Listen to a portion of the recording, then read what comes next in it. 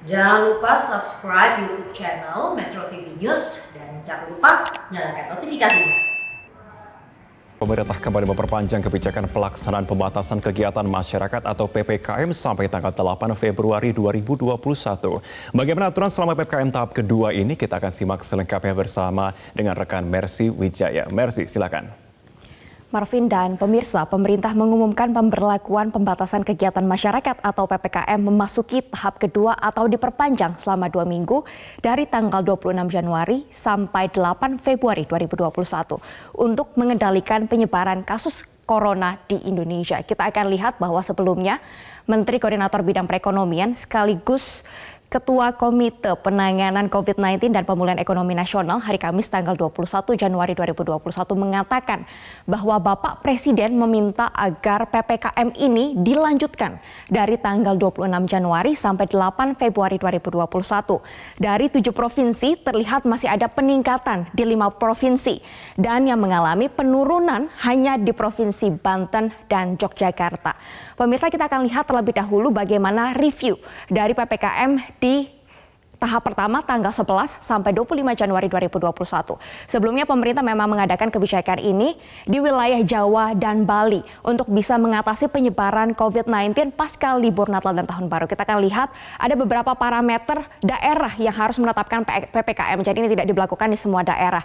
Parameternya adalah tingkat kesembuhan daerah tersebut di bawah nasional, yaitu 82%. Tingkat kematian di atas nasional, yaitu 3%.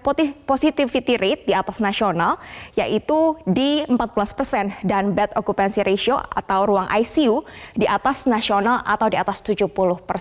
Nah, dari wilayah Jawa Bali ada 7 provinsi yang harus memperlakukan kebijakan PPKM. Namun setelah diberlakukan 2 minggu, ternyata masih ada peningkatan kasus COVID-19 di 5 provinsi, Jakarta, Jawa Barat, Jawa Tengah, Jawa Timur, dan Bali. Sementara penurunan hanya terjadi di 2 provinsi, yaitu Banten dan Yogyakarta. Dan kalau kita lihat lebih rinci lagi, di 73 kabupaten atau kota, ini masih ada 29 diantaranya yang merupakan zona resiko tinggi penyebaran COVID-19. 41 diantaranya adalah zona beresiko sedang penyebaran COVID-19 dan hanya 3 kabupaten kota yang zonanya ini resikonya rendah untuk penyebaran COVID-19. Sehingga hal inilah yang membuat pemerintah harus melanjutkan kebijakan PPKM tanggal 26 Januari sampai 8 Februari 2021.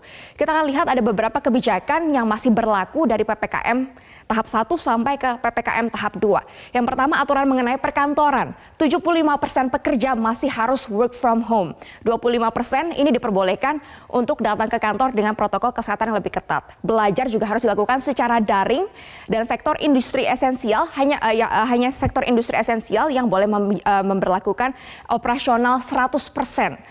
Nah, kita juga akan lihat bahwa kebijakan di dalam restoran hanya 25% dari kapasitas orang yang boleh makan di tempat tersebut. Dan diperbolehkan juga restoran melakukan take away. Dan kalau kita lihat kapasitas tempat ibadah juga diperbolehkan maksimal 50% dari kapasitas. Sementara fasilitas umum ditutup. Dan untuk transportasi umum ini kapasitas dan jam operasionalnya ditentukan atau diatur oleh pemerintah daerah supaya tidak menjadi klaster penyebaran COVID-19. Dan dari peraturan-peraturan ini pemirsa ada satu yang memang diatur oleh pemerintah, jam mal dan juga restoran diperbolehkan untuk buka lebih panjang 1 jam dari PPKM tahap pertama. Di mana sebelumnya pada PPKM tahap pertama, mal dan restoran hanya boleh buka sampai pukul 7 malam. Namun di PPKM kali ini, mal boleh buka sampai pukul 8 malam. Apakah ini bisa memperbaiki pendapatan, traffic maupun pengunjung mal dan restoran? Kita akan lihat tanggapan dari pelaku usaha dalam infografis berikut ini. Berdasarkan pernyataan dari Ketua APPBI, Asosiasi Pengelola Pusat Belanja Indonesia DKI Jakarta, Ellen Hidayat, yang mengatakan bahwa pusat belanja memang boleh buka sampai jam 8. Dengan sendirinya restoran di dalam mal juga buka sampai jam 8. Tapi kapasitas restoran dine-in tetap 25% dan perkantoran WFH-nya masih 75%. Artinya mal di daerah perkantoran pasti masih akan sepi pemirsa karena WFH-nya masih 75%. Sementara restoran yang dine-in hanya boleh 25%. Kita akan lihat secara lebih lanjut, Ellen Hidayat mengatakan bahwa akibat kondisi tersebut, maka prediksi kami traffic hanya bisa ada kenaikan tipis, tapi tidak signifikan. Ia mengatakan bahwa sebelum PPKM atau pada saat PSBB transisi, mal di DKI Jakarta ini trafiknya sudah rata-rata 40%.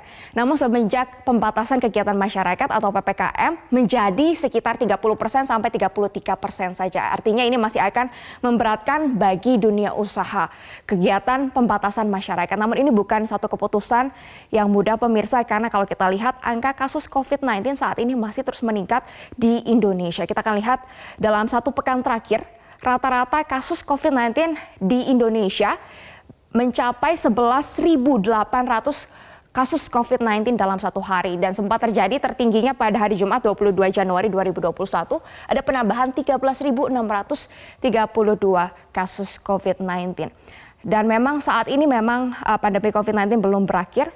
Penambahan kasus COVID-19 ini juga tidak hanya terjadi di Indonesia, namun juga terjadi di berbagai negara di dunia. Di Tiongkok ini kembali mengalami peningkatan kasus COVID-19. Sementara di Inggris, pemerintahnya juga kembali memperketat kebijakan lockdown untuk bisa mencegah penyebaran virus COVID-19 varian baru yang dikatakan ini lebih mematikan dari COVID-19 sebelumnya. Dan kita juga akan melihat, berharap bahwa PPKM ini bisa membuat masyarakat menjadi lebih menjaga protokol kesehatan sampai nantinya vaksin COVID-19 diterima oleh seluruh masyarakat Indonesia. Demikian dari saya, Marvin, kembali ke Anda. Baik, Mercy Wijaya, terima kasih untuk pemaparan Anda.